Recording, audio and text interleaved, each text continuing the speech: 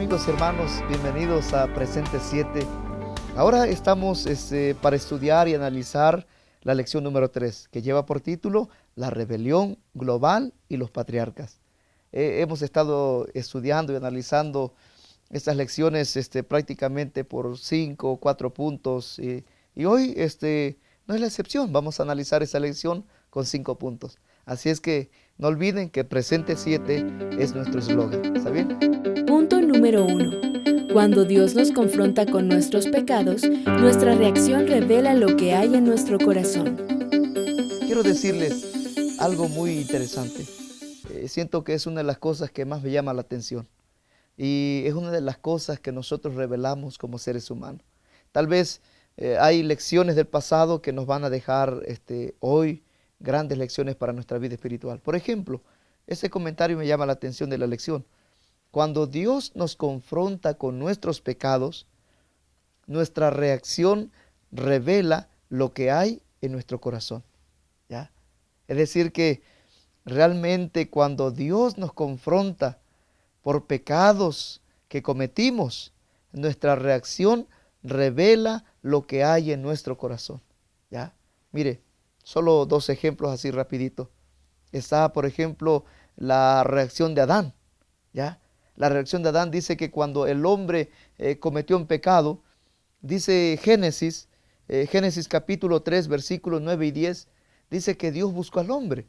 Y hay una pregunta que le dice, ¿dónde estás qué? Tú. Y Adán respondió, Señor, oí tu voz y me escondí. Me di cuenta que yo estaba desnudo. Miren qué interesante. Porque Adán, tratando de esconderse, pero no pudo esconderse de Dios. Pero Adán pudo haber prejuiciado más cosas todavía para no reconocer que estaba en pecado. Sin embargo, la humildad, el corazón arrepentido de Adán nos revela que él tenía deseos de hacer lo mejor para Dios. Sin embargo, está la otra parte. Ustedes van a observar a Caín, ¿no? Caín, por no ser acepto delante de Dios su buena ofrenda, porque claramente Caín no debió haber traído eso. Sin embargo, la reacción de Caín fue diferente. Eso se encuentra registrado en Génesis capítulo 4, versículos 9 y 10. Cuando Dios le dice, Caín, ¿dónde está tu hermano? Y ustedes van a observar en la Biblia, quiero leérselos literalmente porque me llama la atención la reacción de Caín. Muy diferente a la reacción de Abel. Por ejemplo, dice, y Jehová dijo a Caín, ¿dónde está Abel tu hermano? Y él respondió, no sé. ¿Soy yo acaso guarda de mi hermano? ¿Acaso, hermano, Caín no sabía que dónde estaba Abel? Claro que sí. Pero eso dice, y él le dijo, ¿qué has hecho? Dijo Dios, la voz de la sangre de tu hermano clama a mí desde la tierra. Miren que paralelismo, ¿no? Por una parte, Adán, cuando Dios lo confronta por su pecado, Adán no tuvo otra alternativa que reconocer que se había equivocado. Y por otra parte, estaba Caín, que sabía él en su interior, y Dios lo sabía también, porque qué cosa podemos escondernos de Dios, ¿no? Pues nada. Sin embargo, Caín no reconoció, porque él dijo, ¿acaso yo soy guarda de mi hermano? Yo no sé dónde está mi hermano. Mire, hay una clara diferencia entre la reacción de Adán y la de Caín, cuando Dios los enfrenta a sus errores. Ahora, quiero que contestemos una pregunta. ¿Cómo vemos la gracia de Dios cuando pecamos? ¿Cómo lo vemos? Dios nos busca para hacernos ver que nos equivocamos. Quiero decirte algo. Dios nunca busca y nunca ha buscado a través de todos los tiempos al ser humano para condenarlo. Nunca. Al contrario, Él nos busca para darnos su gracia. Él nos busca para darnos una oportunidad, para darnos una solución a nuestros problemas, para darnos por completo la salvación. Sin embargo, entre tú y yo, entre todos los seres humanos, tenemos la libertad de decidir si escondernos, si tapar nuestro pecado, si cubrir nuestro pecado o realmente reconocer que nos hemos equivocado y aceptar la gracia bendita de Cristo Jesús. Ahora mire, quiero que vayamos al segundo punto. Punto número 2. La actitud que tengamos ante la palabra de Dios divide a la humanidad en dos grupos.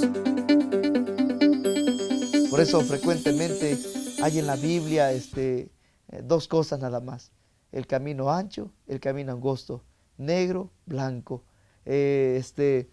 ovejas y cabritos.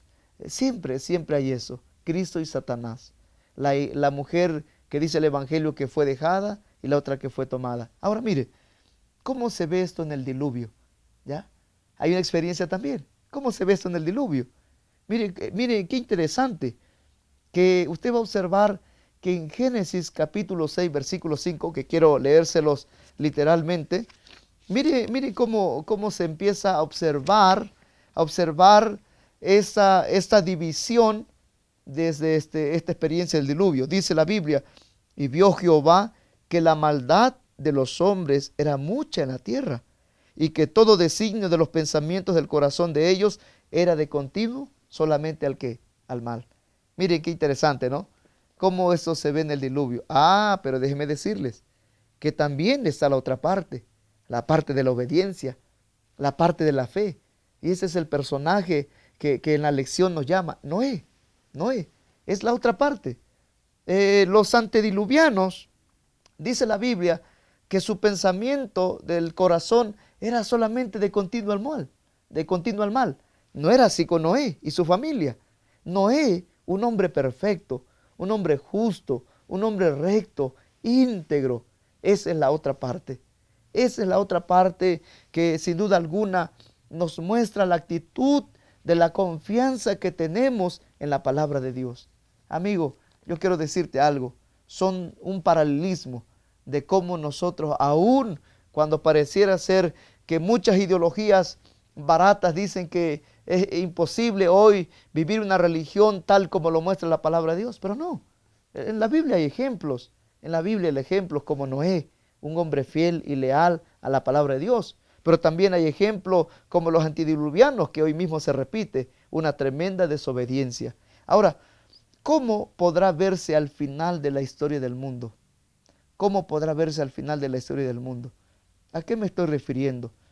Es decir, que en la historia final de este mundo van a haber dos grupos: de los que son fieles a Dios en su palabra y de los que no están interesados en eso.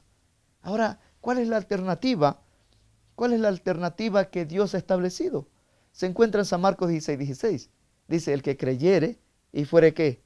Bautizado, ¿será qué? Salvo. Y el que no creyere, ¿qué será? Condenado. Es decir, que el Antiguo Testamento, experiencias de gente que no creyó en la palabra de Dios, que no tomó la decisión de vivir fielmente, tuvo sus consecuencias. Y lo vemos con los antediluvianos. Ahora, en la historia de este mundo, lo mismo se va a repetir. Pero Dios ha dejado alternativa. Dios no puede condenar este mundo solo porque así Él se le antoja, no. Dios tiene muchas provisiones para salvar al hombre, y una de ellas es esta. Usted puede comentar, amigo y hermano, otras alternativas. Por causa del tiempo no vamos a ahondar mucho en eso, pero una de las alternativas muy claras que Dios estableció es: el que creyere y fuere bautizado, ¿será qué? Salvo. El que no creyere será condenado. Ahora mire, quiero que usted piense, ¿qué esperanza hallamos en las promesas de Dios?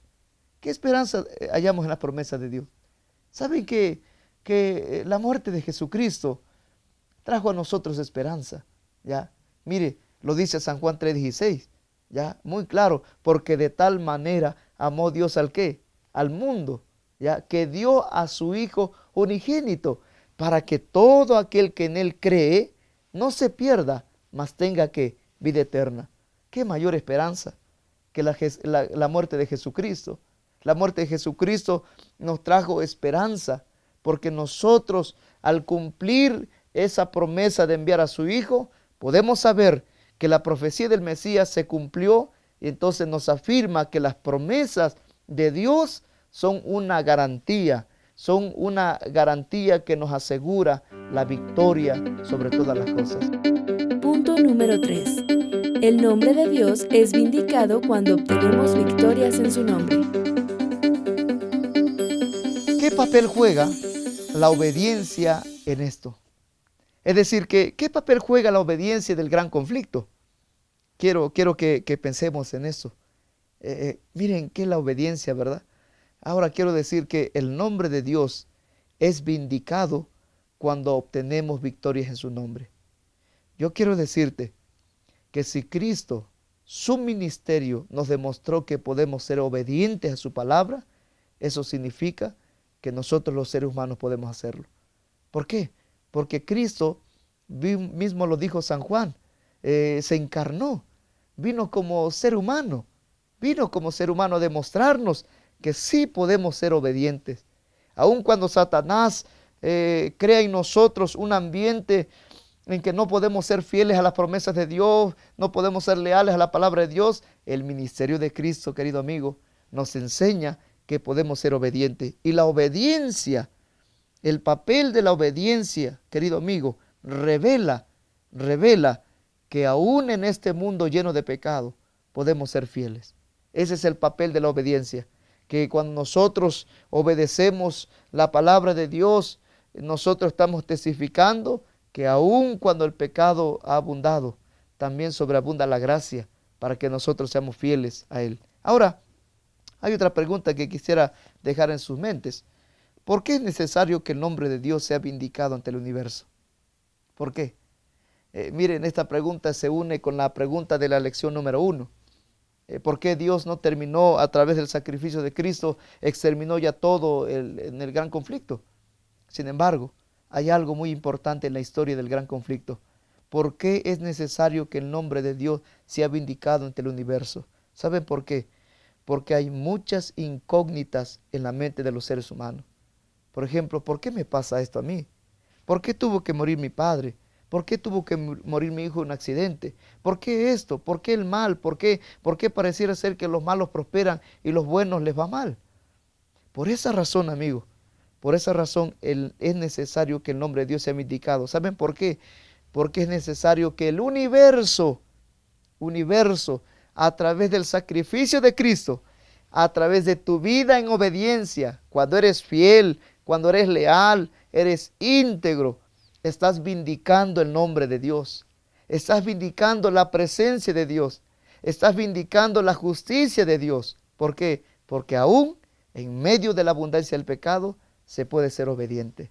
Por eso, a través de tu obediencia, de mi obediencia, podemos nosotros vindicar el nombre de nuestro buen Dios. Presente 7 te pregunta, ¿por qué es necesario que el nombre de Dios sea vindicado ante el universo? Para empezar, tenemos que entender nosotros como cristianos que en el juicio nosotros no somos los únicos juzgados. Para empezar, el nombre de Dios también está siendo juzgado. Es decir, cuando Satanás inició el gran conflicto en el cielo y cuando acusó a Dios, el universo entero estaba a la expectativa. ¿Será que Dios va a destruir a Satanás? ¿Será que de verdad Dios es un Dios autoritario? ¿Un Dios que es tal cual Satanás lo describe? Dios trazó un plan de redención magnífico, maravilloso, que incluía a Jesús venir a esta tierra, nacer como un bebé, crecer y morir en una cruz, y que al resucitar tú y yo tendríamos la libertad de escogerlo o no. Ese plan de redención finalmente termina con un juicio, y en ese juicio finalmente los que fueron fieles a Dios reciben su recompensa, y Dios y su nombre quedan nuevamente restaurados. Finalmente todo el universo verá que Dios es un Dios de amor, que no es un Dios autoritario, que es un Dios que por medio de su gracia nos dio la salvación. Pero esa restauración, esa vindicación del nombre de Dios no puede ser completa sin la ayuda de los seres humanos. Es decir, los seres humanos jugamos un papel muy fundamental en esa vindicación del nombre de Dios. ¿Cómo podemos ayudar nosotros a que el nombre de Dios se vindique? Simple y sencillamente, Dios es amor. Satanás dice que Dios no es amor. Cuando tú aceptas a Jesús, tú empiezas a vivir como resultado del amor. Es decir, si tú aceptas a Jesús, amas a Jesús, empiezas a imitar lo que Jesús hace, lees la Biblia, oras y vives una vida de acuerdo a los principios divinos. Cuando tú lo haces, entonces, ante los ojos de todo el universo, Jesús vive en ti y estás demostrando ante todos que Dios de verdad es un Dios de amor. Preguntas en presente 7. ¿Qué promesas de Dios podemos recordar al enfrentar la lucha contra el mal? Nuestros amigos de Presente 7 contestaron.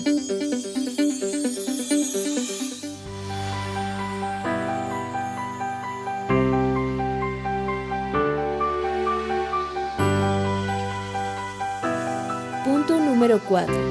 El Dios del Antiguo Testamento es un Dios de gracia y justicia.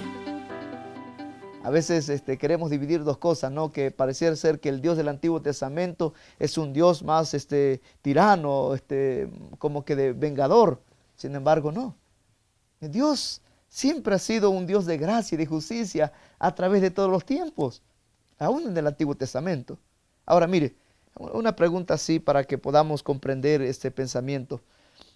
¿Cómo vemos la gracia en la historia de Jacob? ¿Cómo vemos la gracia? Mire, hay una promesa que se le hace a Jacob. Incluso este versículo que se encuentra en Génesis 28:15 es la lectura principal de esta lección. Quiero leérselo rápidamente. Génesis 28:15. ¿Cómo vemos la gracia en la vida de Jacob? Miren qué promesa hermosa. Jacob recibe esta promesa y dice: he aquí, yo estoy contigo y te guardaré por donde quiera que fueres, y volveré a traerte a esta tierra, porque no te dejaré hasta que haya hecho lo que te he dicho. Miren qué promesa hermosa. ¿Ya? Aquí se ve la gracia. La gracia de Dios es abundante. Por eso en la vida de Jacob se cumple que Dios le promete que estaría con él donde quiera que fuere. Ahora miren, ¿qué momentos de la vida de Jacob revelan que la justicia de Dios también estuvo involucrada? Mire, diferentes experiencias en la vida de Jacob. Por ejemplo, una de las cosas que fue cuando Jacob tuvo el sueño de la escalera, cuando ángeles descendían y ascendían al trono del cielo. Ahora, otra cosa de la justicia es que cómo es que Dios proveyó todo para que él se reconciliara con su hermano Esaú. Otra de las cosas justas de Dios es que Dios prosperó a Jacob. Le dio grandes bendiciones. Querido amigo, Dios siempre va a ser justo. ¿Ya? Eso nunca lo olvide. Dios siempre va a ser justo. Punto número 5. Es posible enfrentar y vencer en el gran conflicto. Sí es posible, amigo, porque Cristo ya nos lo demostró. Ahora, ¿qué opciones tenía José ante sus sufrimientos causados injustamente? ¿Qué opciones tenía José? Mire, el comentario de la lección dice que José pudo haber elegido amargarse y volverse contra Dios. Pudo haber prejuiciado ante Dios porque pues José era un hombre que de una u otra manera había sido fiel, leal, íntegro.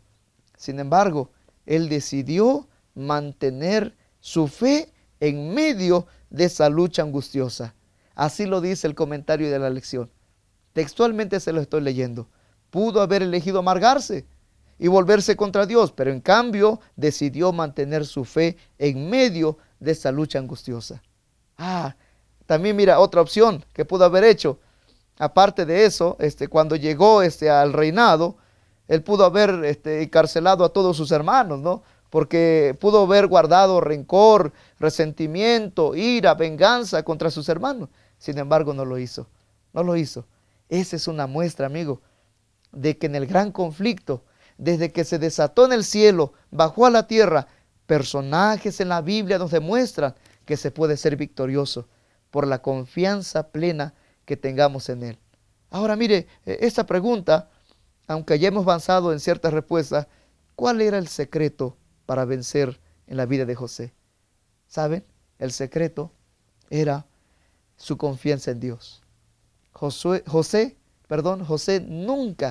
nunca dudó de ese Dios todopoderoso, porque Jehová reina. Dios tiene el control de este universo, aun cuando el gran conflicto aún se sigue desatando. Presente 7 te pregunta, ¿cómo podemos mantener nuestra fe y una buena actitud a pesar de los problemas? Hablando acerca de José, de la historia de José, podemos ver que en esta historia José pasa por muchas dificultades, empezando porque es vendido por sus hermanos, mas sin embargo él mantiene una fe, pero esta fe solo la puede mantener porque él confía en Dios y es una persona consagrada a Él. Y es lo que nosotros debemos hacer. Nosotros debemos de consagrar nuestra vida a Cristo Jesús y tener plena confianza en Él y la seguridad de que en cualquier situación nosotros podemos salir más que vencedores.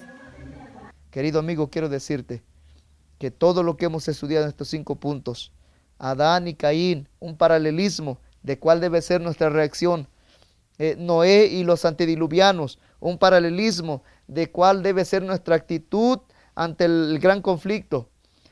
Podemos saber también en la vida de Jacob, cómo Dios nos da oportunidades, el Dios de las oportunidades para Jacob, pero también podemos ver un paralelismo en la vida de José.